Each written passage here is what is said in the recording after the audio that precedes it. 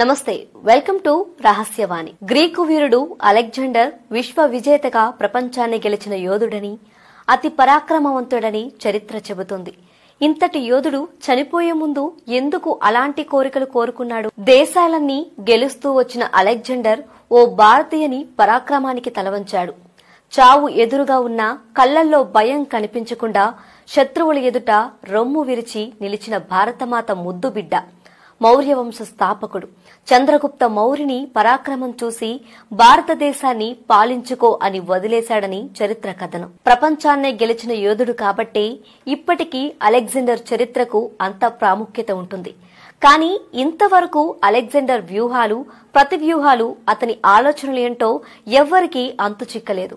అయితే చనిపోయే ముందు అలెగ్జాండర్ చెప్పిన కొన్ని విషయాలు ఆశ్చర్యాన్ని కలిగిస్తాయి. చంద్రగుప్త మౌర్యునికి సామ్రాజ్యాన్ని వదిలేసి వెనుతిరిగి వెళ్లే క్రమంలో బాబియానాలో అలెగ్జాండర్ అనారోగ్యానికి గురయ్యాడు. వైద్యులు కూడా ఏమీ చేయలేమని చెప్పడంతో బాబియానాకి తన కుటుంబాన్ని పిలిపించుకున్నాడు. అలెగ్జాండర్ కి 3 భార్యలు. పెద్ద భార్య అంటే చాలా ప్రేమ, ఆడవారు అంటే గౌరవం అని చరిత్ర చెబుతుంది. అలెగ్జాండర్ చనిపోయేటప్పుడు తన వారిని దగ్గరకు పిలిచి 3 కోరికలు కోరాడు. మొదటి కోరిక తన శవపేటికను వైద్య శిఖామణులను మోయాలని కోరాడు. రెండవ కోరిక తన శవపేటిక వెంబడి మణులు, మాణిక్యాలు వెదజల్లించండని కోరాడు. మూడవ కోరిక తనను ఖననం చేసే సమయంలో తన చేతులను పైకి ఉండనివ్వండి అని కోరాడు.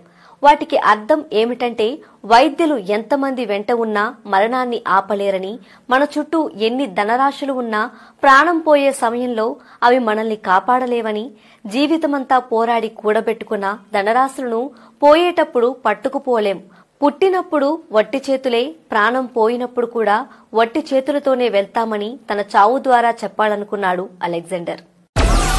డౌన్లోడ్ మోజ్.